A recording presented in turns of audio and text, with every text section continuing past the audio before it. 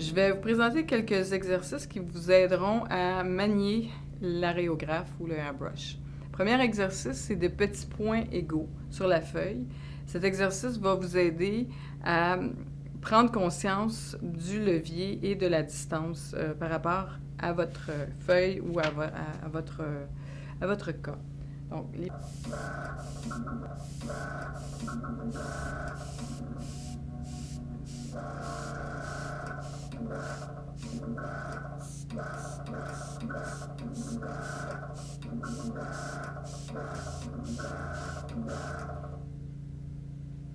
Donc, c'est un exercice de manipulation principalement. Et vous allez justement, au niveau de la pression, pas trop reculer pour vraiment avoir la bonne distance. Donc, plus on est proche de la feuille ou de la peau, et plus on va avoir un petit point. Donc, il ne faut pas avoir le levier trop en arrière. Le deuxième exercice, c'est les petits points au plus grand point. Donc, les petits points précis au point diffus. Cet exercice-là va vous permettre de comprendre la distance par rapport à la pression de votre jet.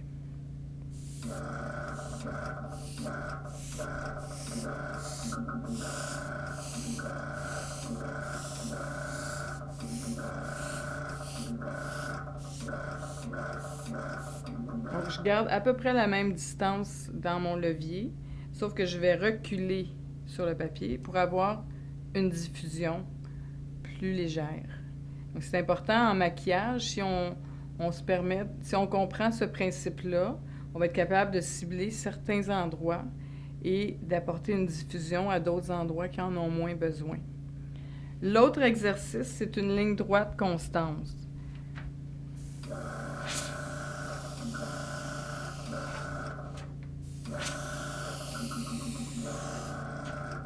Donc, ça va vous permettre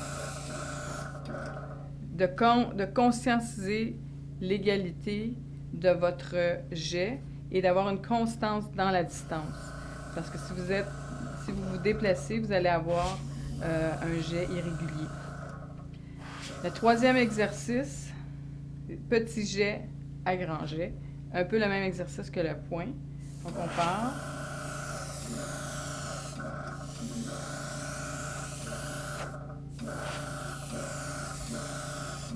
Donc, tous ces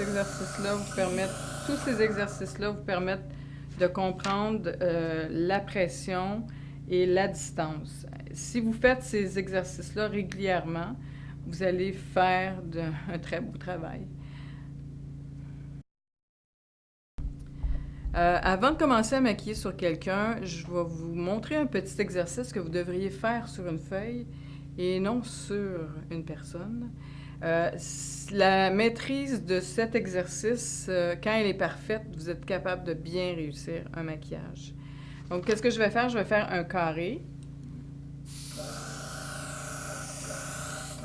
Et je vais le remplir avec une fine couche toute égale. Qu'est-ce qui est important dans le airbrush et qu'il faut bien comprendre, c'est que il faut travailler par couche. Il ne faut pas travailler avec une épaisseur tout de suite sur le visage ou le papier. Donc, si je veux vraiment un fini naturel, si je ne veux pas appliquer beaucoup de maquillage, je vais aller seulement...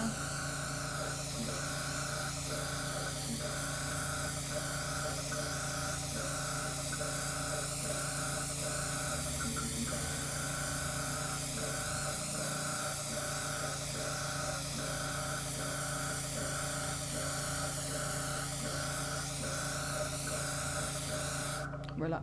Donc, si j'avais le visage d'une personne, ça serait égal partout. On n'aurait pas des parties plus foncées, des parties plus pâles. Si vous remarquez, vous voyez la feuille au travers. Ce qui est très important en maquillage, car on peut voir la peau au travers. Donc, on peut avoir un fini beaucoup plus naturel grâce à ça.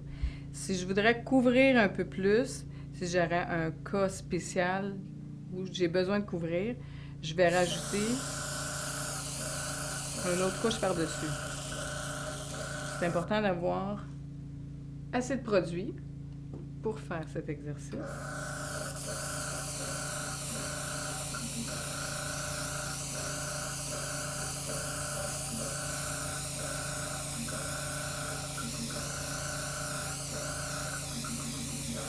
voyez les mouvements que je fais? Je vais vraiment travailler en longs mouvements et je pourrais travailler dans l'autre sens. Quand on travaille avec un visage, c'est important de cibler où on doit aller. Si on va sur le côté du visage, on va aller sur ce côté-là parce que le visage, c'est pas comme une feuille, c'est de 3 dimensions.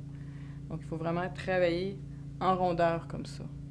Si je voudrais, par exemple, juste couvrir une partie et l'autre partie la laisser plus naturelle, par exemple, dans certains cas, on a besoin de faire ça, on va seulement rajouter sur la partie à couvrir. Ça va nous donner le fini un petit peu plus foncé par rapport à l'autre côté.